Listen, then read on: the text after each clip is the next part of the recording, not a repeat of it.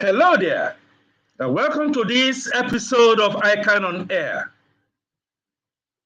Unregistered births and statelessness continues to be the bane of insecurity in Nigeria. Indeed, over half of Nigeria's births are still unregistered, and over 1 million people in West Africa are stateless, with majority of that number influxing into Nigeria's porous borders. President Muhammadu Buhari in 2018, about September 16 of 2018, precisely painted a gory picture of this problem when he affirmed that the problem, as claimed across Nigeria, has been there before his regime, but now made worse by the influx of gunmen from the Sahel region. In essence, the president attributed terrorism in Nigeria to individuals of questionable identity. Nigeria's response is an attempt to implement the National Identity Management Commission Act of 2007. In our question and answer segment on our program today, we examine insecurity and identity management within Nigeria. And to do justice to this is Andrew Echono FCA, FCTI, who will be guessing with us very shortly. Andrew Echono is with Mailman School of Public Health, Columbia University, now Center for Public Health and Integrated Health Program. He is presently a service contractor with the US government. More to unveil on our guests very shortly. Also, on this episode of our program, we will avail you of a few tidbits, ICAN diary, and a few announcements. Please stay connected. We shall be back with you very shortly.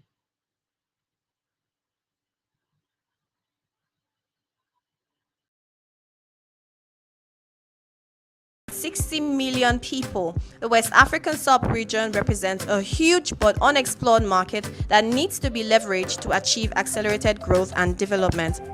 However, this huge potential is challenged by poor governance, weak infrastructural and industrial base. Evidently, the need for economic prosperity in West Africa cannot be overemphasized. To this end, the Association of Accountancy Body in West Africa, ABWA, is hosting the second ECOWAS ABWA Joint Congress. Theme: Good Governance and Sustainable Development for Regional Prosperity. The date is March the 16th to the 19th, 2022, and venue is Farmington Hotel, Monrovia, Liberia. For inquiries, please call telephone number +234 802 315 0360.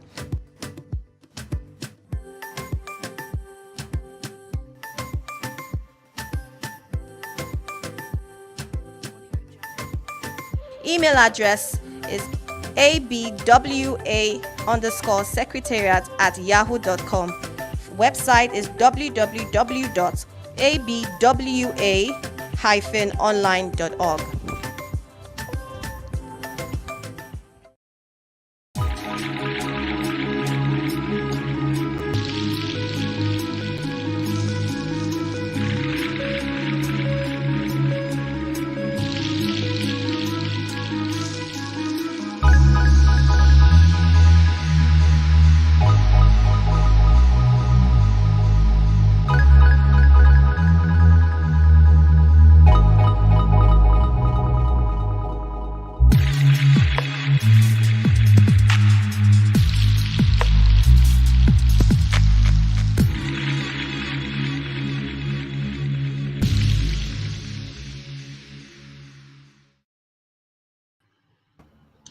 Yeah, you're welcome, and let me welcome Andrew Echono FCA onto our ICAN on Air program.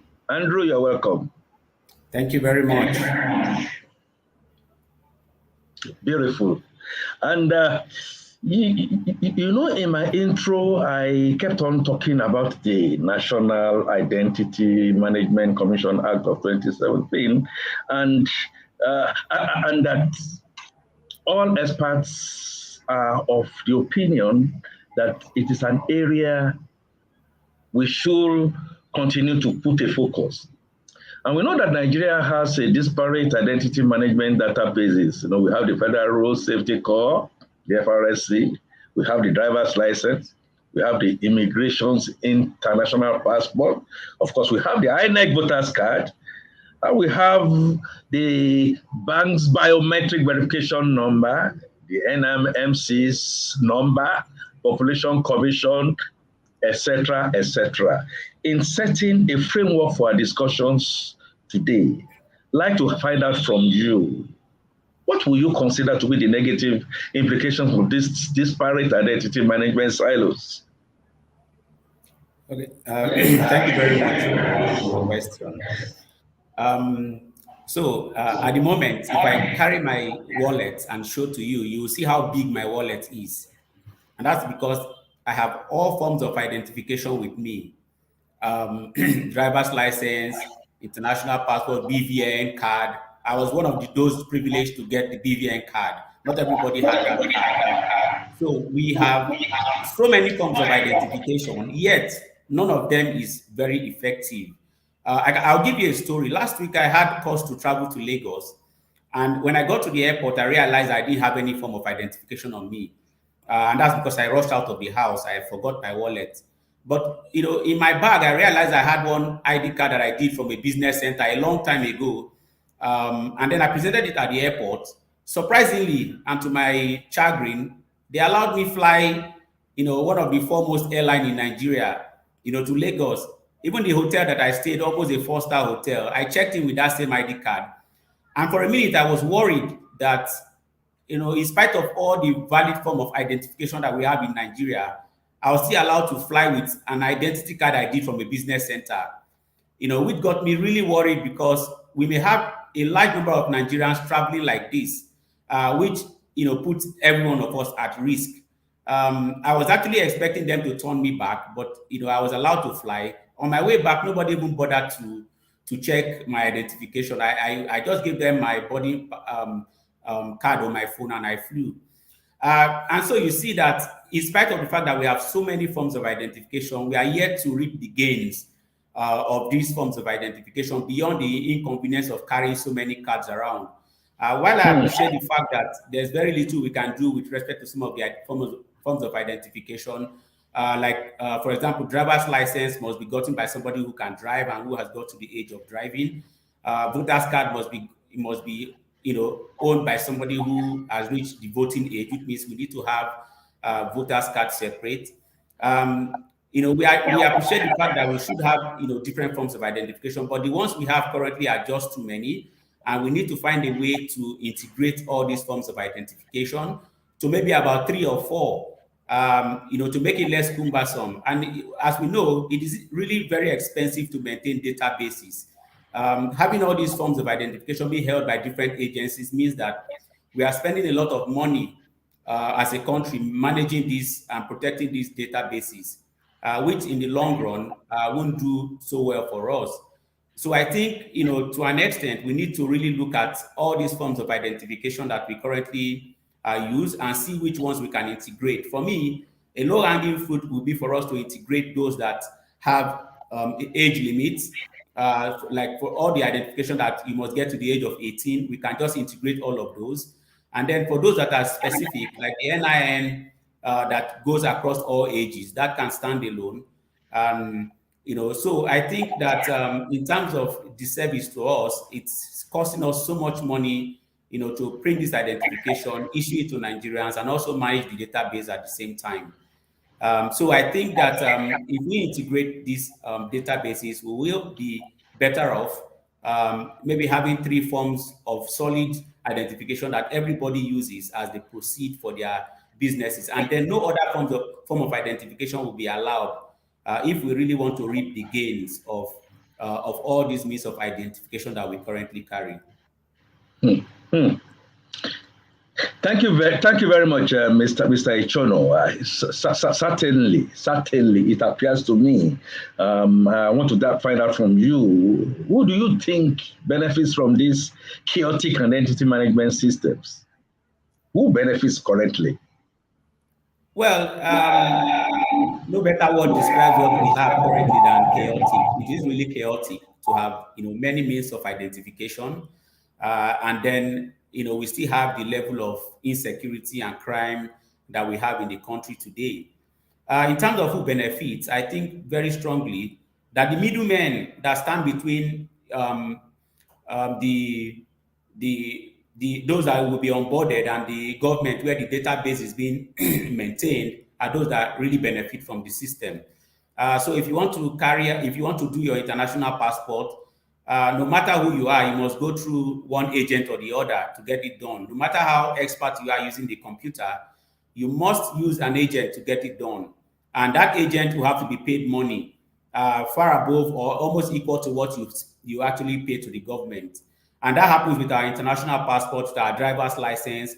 You will never be able to do this directly on your own. You still have to go through an agent, to get it done. So in my view, I think that these middlemen are those that stand to benefit from this chaotic system than anyone else. Yeah.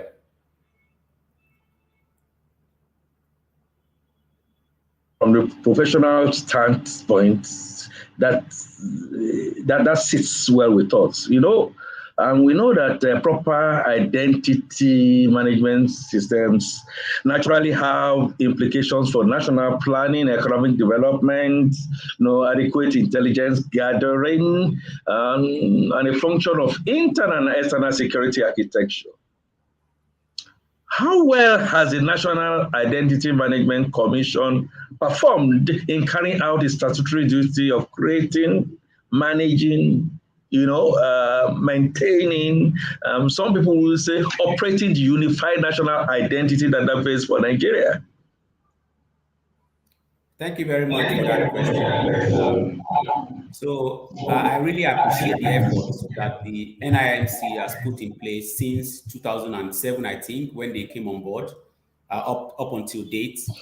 They still keep pushing out strategies to ensure that the uptake of Nigerians in terms of those that will be onboarded onto the national identity database keeps increasing. So I really appreciate the effort they've carried out over the last 15 years. But I still think that a lot more needs to be done to get more Nigerians onboarded. As we speak, as at February, I think only about 75 million Nigerians have been onboarded, and I think this success was recorded because the process was somewhat more or less decentralized.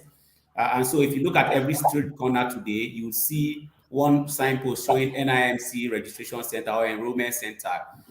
Which means that the process is being brought closer to the people, and so the uptake will definitely increase. But even at that, we are still at 75 million, and if our population is about 200 million, it means that we are still below 40%, 15 years down the line. So I think that the current trajectory that we've adopted is working. The number is going up gradually because as at this time last year, we were somewhere around 15 to 20%, I think. But I think we've grown significantly to about close to 40% now. I think that if we maintain this trajectory, if the NIMC continues to maintain this trajectory, that in the next 1 to 2 years, we should be able to get up to about 70%.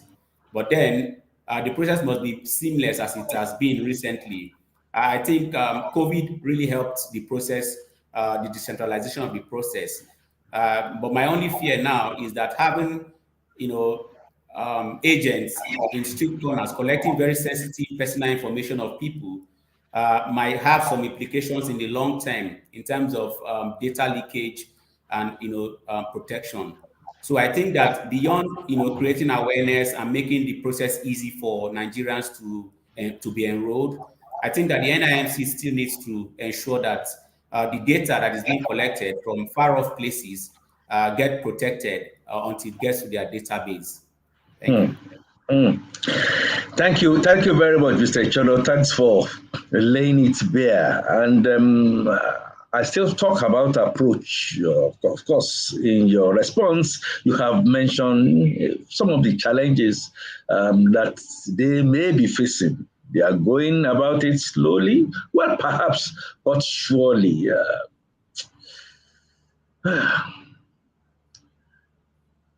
This your suggested strategy of making sure we decentralize and making sure we take touts out of the system and funding, like you've just mentioned. How do you think this, your suggested strategy, will enhance the nation's quest for food security, for economic and social security, and for infrastructure security in the mid to long term? Thank you very much. Whether we like it or not, all these factors are interwoven. Um, the truth of the matter is that in Nigeria today, we have so many faceless people, people going around brandishing all sorts of weapons and sending people out of their places of livelihoods. And up until date, a lot of them still remain outside our database because as we may be speculating, most of them are not even Nigerians. And that's because we don't even know who these people are. I think that if the NIMC continues in its quest to ensure that most Nigerians get captured, it means that everybody will be known. And then, crime rate will reduce, thereby helping us to have our infrastructure, food security, and everything protected. Right now, because we have a lot of faceless people in country, not in our database in any form, they go around, sending people out of their farms, their business places.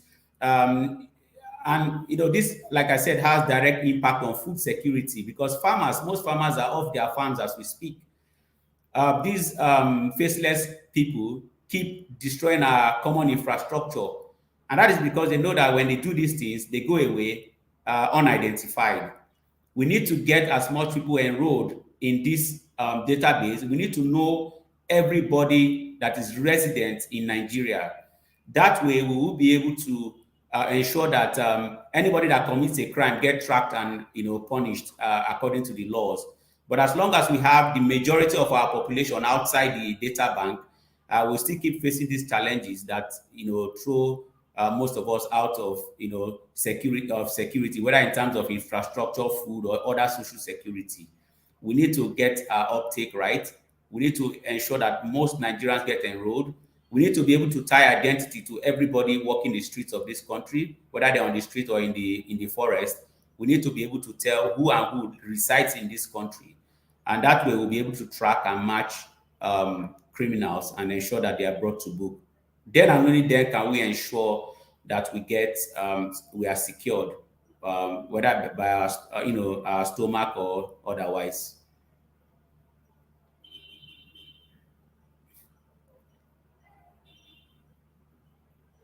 Thank you very much, Mr. Echono. Again, based on the experience that we had late last year, very late last year, when government virtually hired people, you got to get your NIMC during the COVID thing. People got in there. They were queuing for hours on end. They were not answered. And that kind of sent the wrong wave and signals. Looking back, what would you have advised the authorities, I'm talking of governments, differently in the way and manner they should have done that? Should they have listened to the cries and caprices that infrastructures were not there? Should they have extended, the time for registration to capture as more and more people? And for those who are not literate, what should have been the strategy to capture those, to get them onto the database? Okay, thank you very much. So during that COVID era, that was the most difficult time for many Nigerians, especially those that needed to get their NIN to link to either their international passport or their their bank accounts. It was really pathetic seeing scenes of Nigerians gathering up at many NIMC enrollment centers that were very few and far-flung to get enrolled. But I think the authorities actually listened to the cry of Nigerians and decentralized the process, which for me is a good thing. The fact that it's now very easy to get enrolled for your NIN is a thing to be celebrated. And like I said, my only fear with that process is that we now have many private contractors on many street corners collecting very sensitive data of people.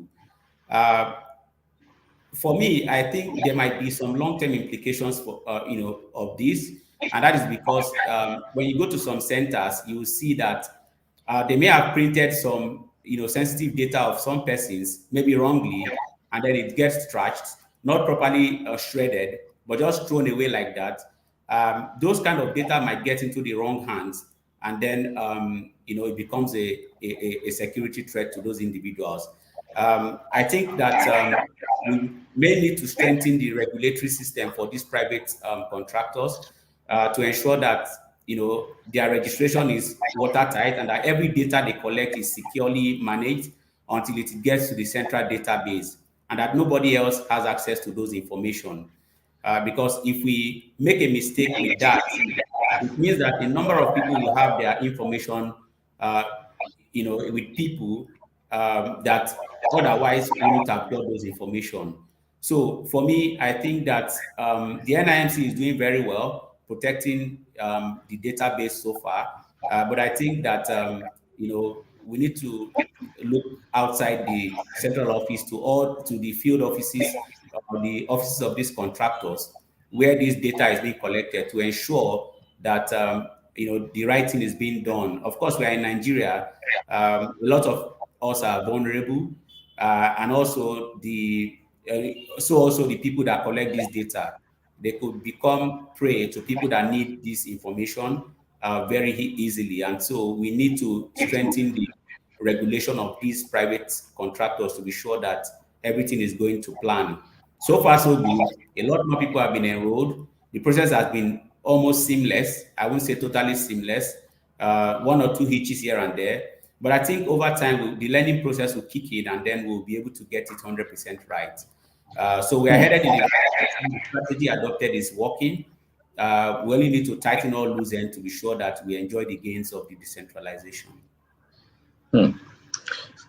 Super, super. Thank you very much, Mr. Echono. And so we shift our gaze into another chapter in the total picture of insecurity, identity management, and that has to do with our borders.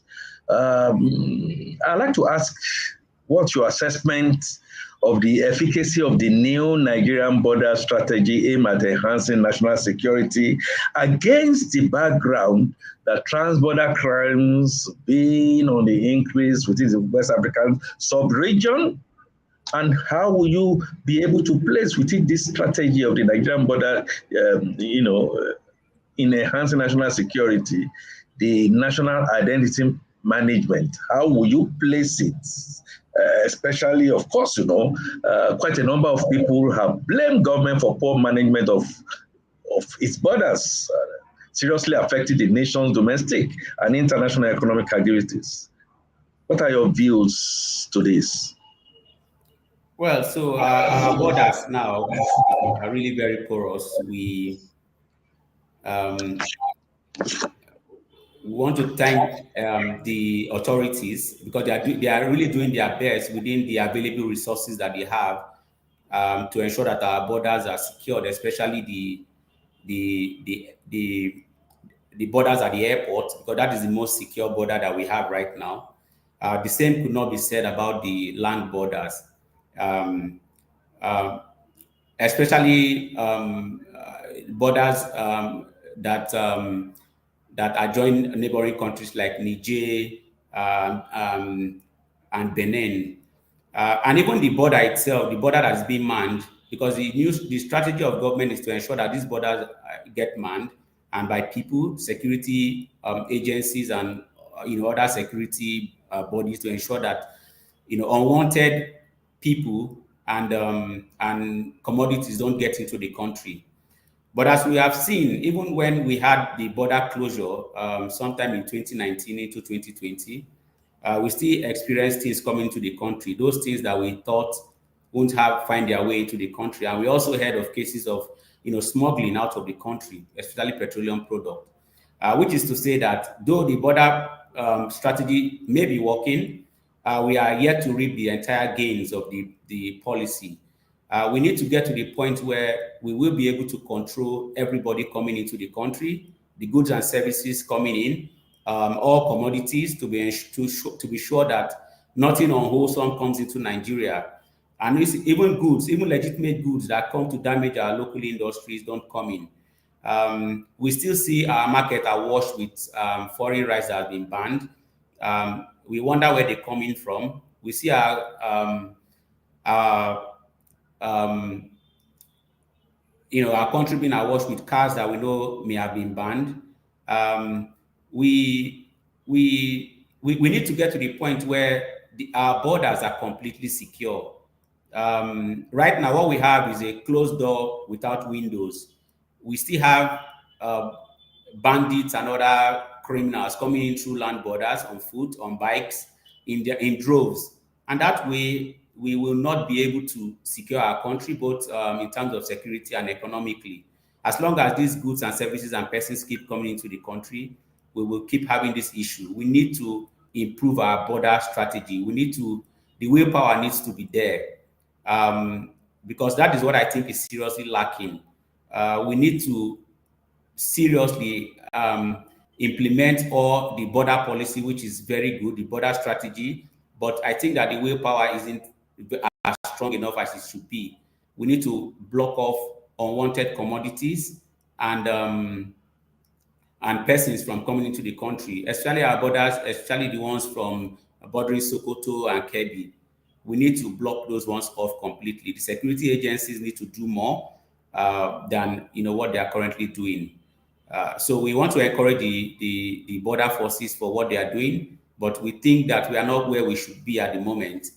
People still come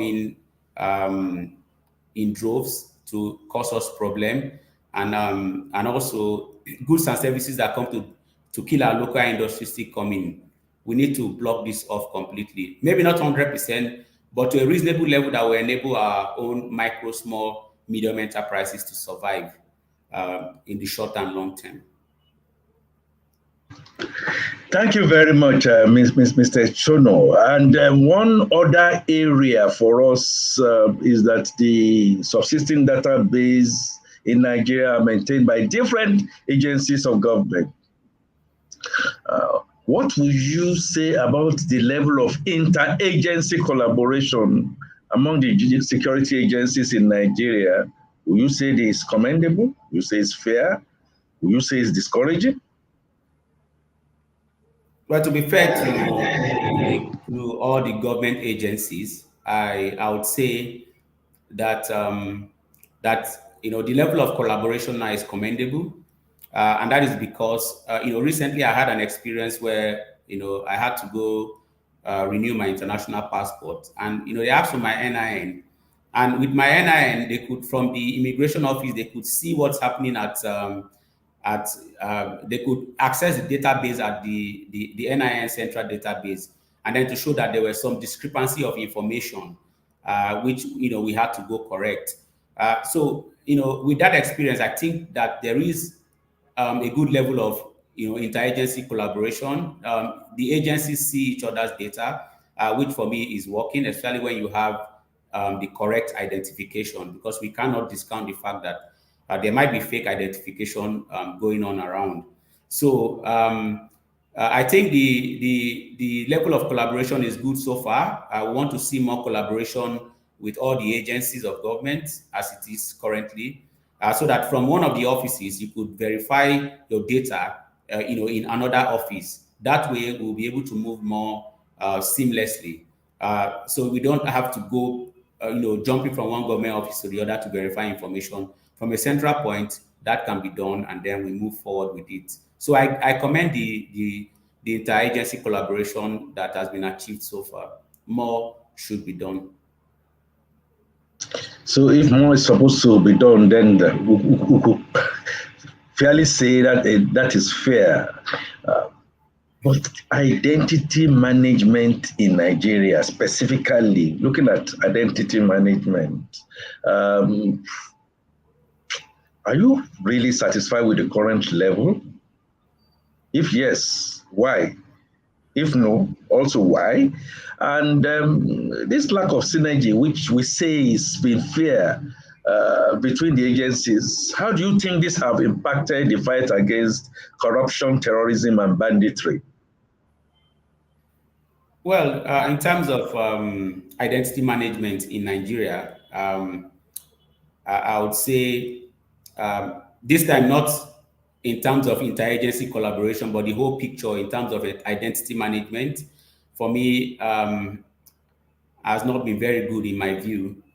And that is because we still have a lot of people who still go around with fake identification. They still have access to fake identification and they get away with it. We still have people that have access to bank accounts that ought to have been linked to NIN and BVN, and they still perpetrate fraud with those bank accounts and they get away with it. Sometimes they go untraced. I do not expect that at this time, after many years of BVN enrollment and national identity registration and all, that we should be experiencing the issues that we are currently experiencing. I have friends that were defrauded recently using bank accounts, and till date, those people remain untraced. I do not expect that at this time that should be happening, except the process is selective. Because I remember very recently that all my phone lines were blocked because I didn't link them to NIN. My bank account was restricted recently because I had issues with my BVN data. And then when I begin to experience the difficulty in rectifying these issues, and then I hear that somebody defrauded somebody with a bank account and went away freely, I become pained that I may have suffered for nothing. We need to get to that point where we do not have anybody running a bank account that does not have proper means of identification and cannot be traced, in spite of the fact that we have BVN and NIN. We need to get to the point where people, especially bandits, kidnappers, and other criminals, fully negotiate ransom and other forms of other form of negotiation using phone lines that ought to have been restricted because they do not have other NIN tied to it. We need to get to that point where only people, legitimate persons with valid means of identification, can run bank accounts and own phone lines in Nigeria. Until we get to that point, I'm afraid I will not be satisfied with the current identity management system. We are doing very well, but not good enough until we see all these criminals being accosted and punished. We still have a lot of play left. Thank you very much, Mr. Echono. Okay, so let's look again a bit more on the debit side on our assessment here. Recently some countries warned their citizens to avoid traveling to some Nigerian states. How did you feel when you received this news? And what do you see as the economic and financial implications of this development? And generally, I want you to help me paint a picture of where you think insecurity has placed Nigeria on the global map concerning investment inflows today. Oh, thank you very much. So this is an issue that that has actually churned me up inside for many months and years. And that is because every day in Nigeria, we become less secure, than we used to be.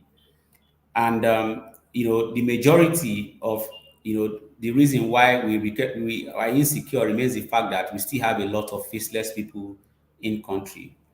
Now, when I got the news of many countries, which is expected because many countries value their citizens living in other countries, And so when I got the news that movement to certain parts of Nigeria is restricted, I felt really bad, but I thought it was necessary because nobody wants to be put in harm's way. Nobody wants to be put in danger. Nobody wants their citizens to get to the point where they either get kidnapped and then king's ransom is asked, for them to be released.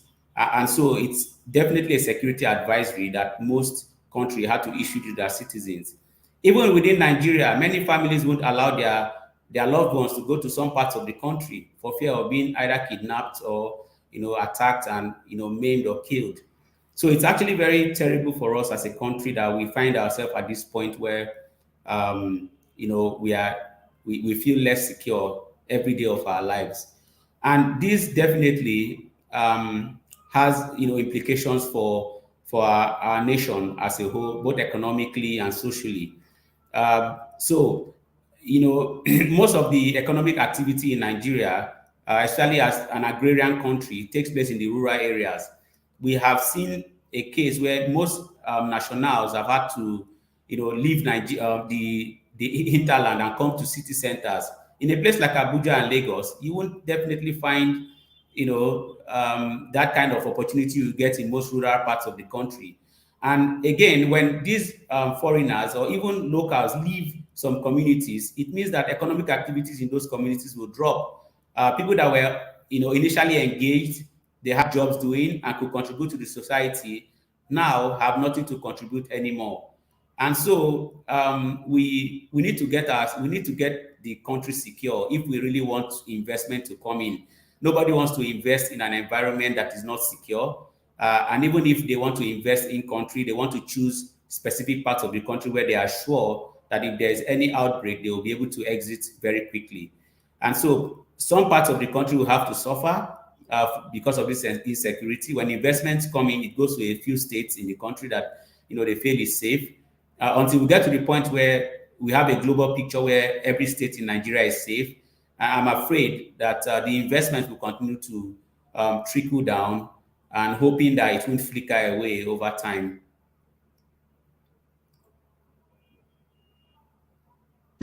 Thank you very much, Mr. Echono. And for our online viewers, if you are just joining in, ICAN on Air. Today we are looking at the subject of insecurity and identity management. Where is the position of Nigeria? Fielding questions to Andrew Echono FCA, who's told us in no unambiguous terms that efforts are being made, but we still have a lot to still chalk up on for us to be able to get to at least a reasonable level for comfort. What we in cost accounting calls works in progress, which needs to now be enhanced for the overall development, one of business and the commanding heights. We are going to go on a short break now, and when we come back, we field more questions to Mr. Andrew Echono. Stay on and don't go away. We'll be back with you shortly.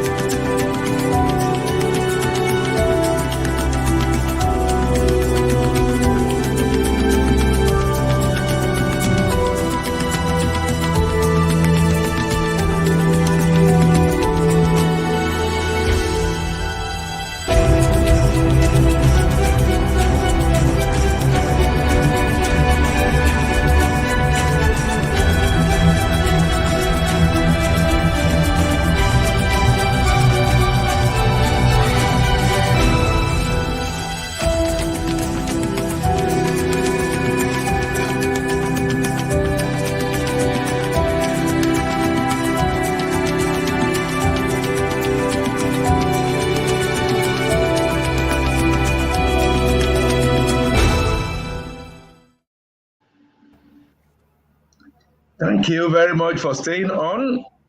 And before we went on break, we were looking, Mr. Echono, we were looking at the issue surrounding insecurity.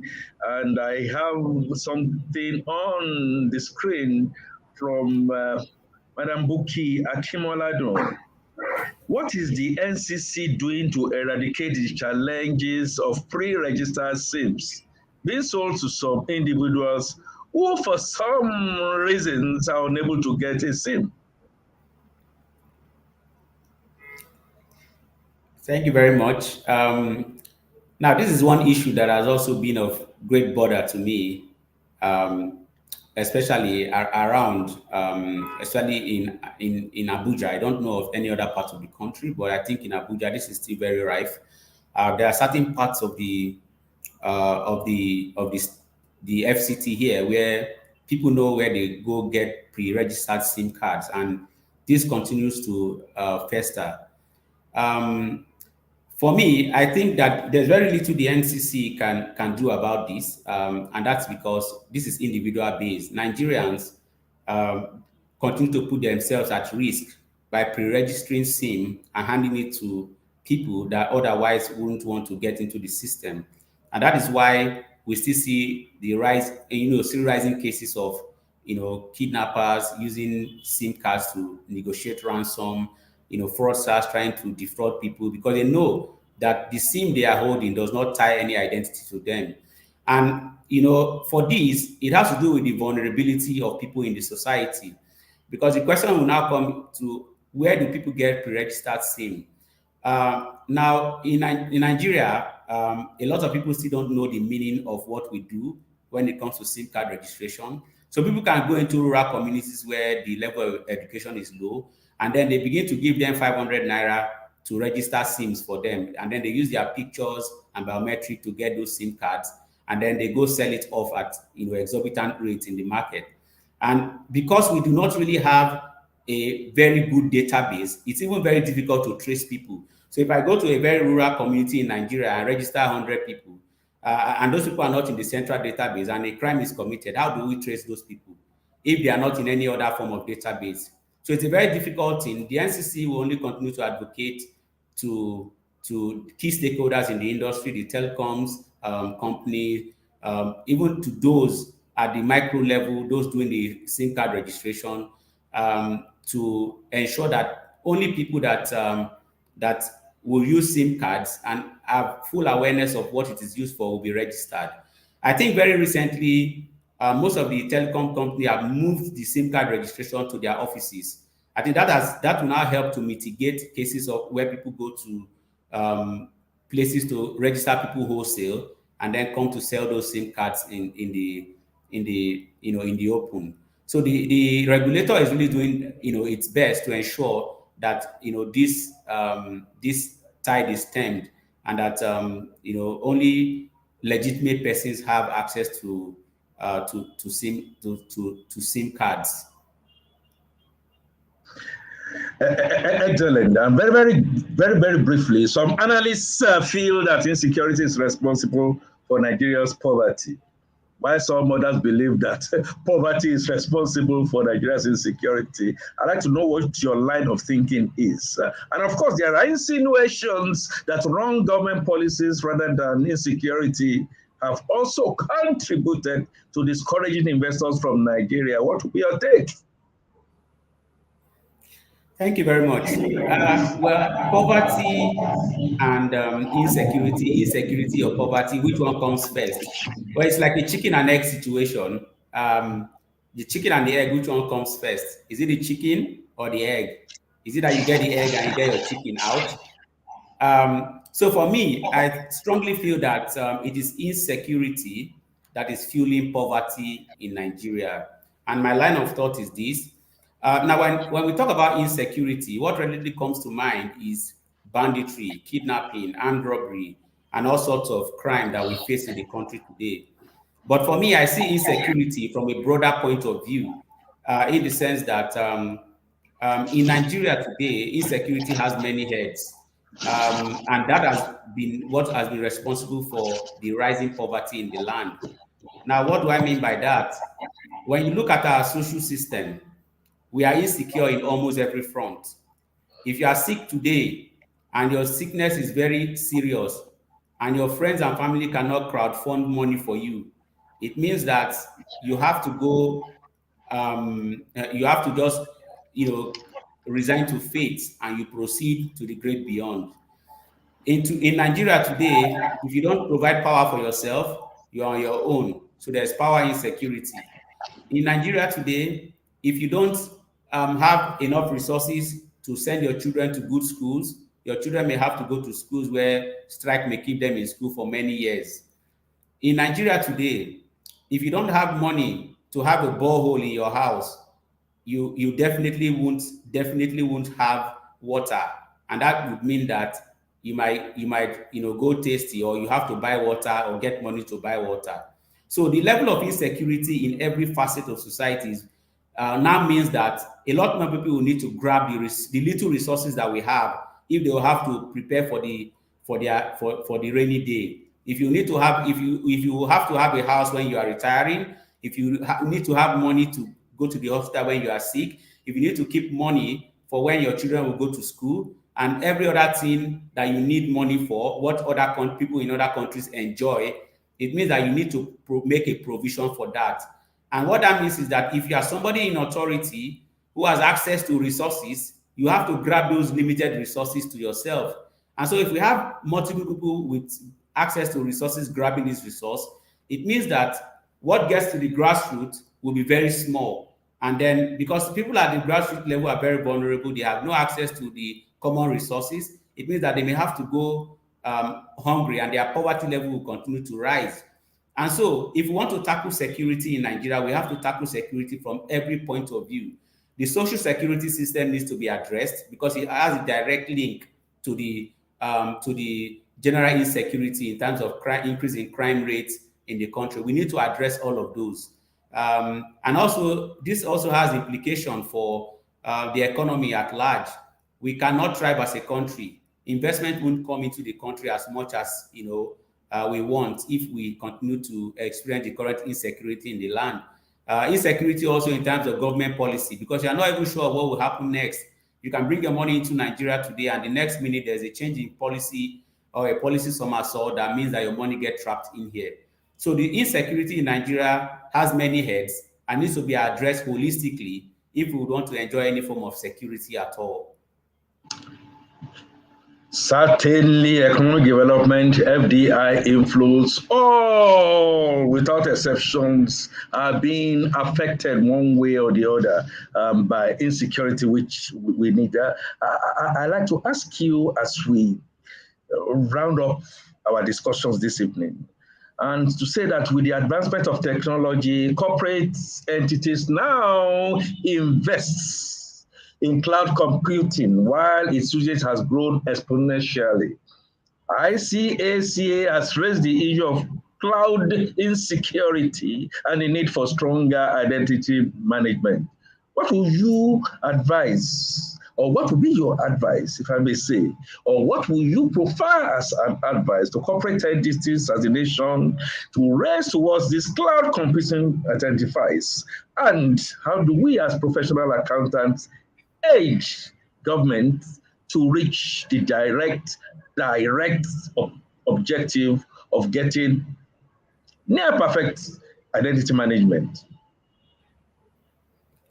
Thank you very much. So cloud computing has grown over the years, and that's because of the immense benefit that comes in its wake.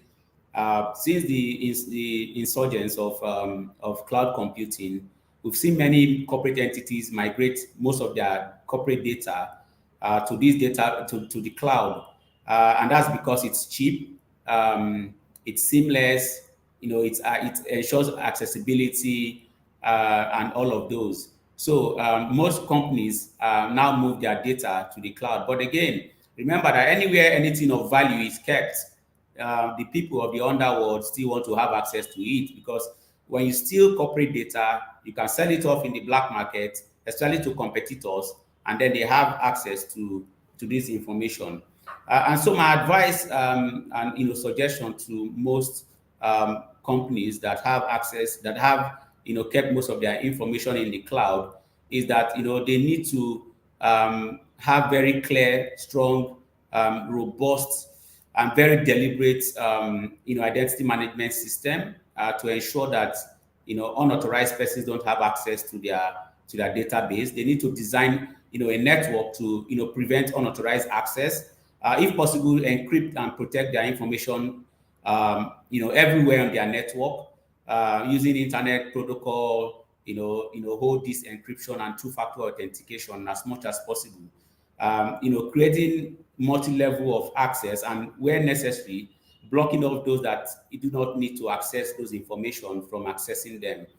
Because whether we like it or not, threats to the database could be either internally or externally.